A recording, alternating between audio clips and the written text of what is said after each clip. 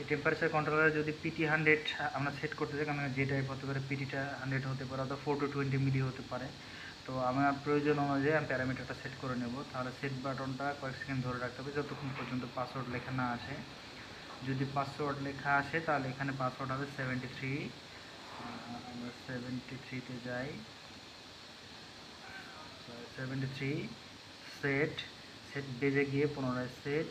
এখন এটা কী ধরনের হবে?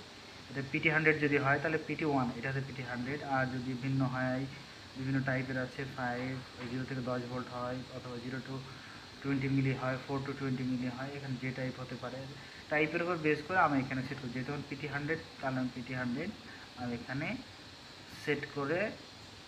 আর এরপর আসছে অফসেট। অনেক সময় দেখা যায় যে আমাদের টেম্পারেচার কন্ট্রোলারে 2-1 ডিগ্রি বেশি দেখায়, সেক্ষেত্রে আমার প্রয়োজন হলে যদি বাড়াতে চাই তাহলে এখান থেকে বাড়ায় নিতে পারি। আর যদি কমানোর প্রয়োজন মনে হয় তাহলে এখান থেকে আমরা মাইনাস দিয়ে কমায় নিতে পারি। তো যেহেতু আমার প্রয়োজনে আমার ভ্যালু ঠিক আছে, যার জন্য আমি 0 রাখলাম। সেট সেট বাটন চাপ দিয়ে যদি এন্টার দিই তাহলে আবার আমার মেইন ইন্টারফেসে চলে আসবে।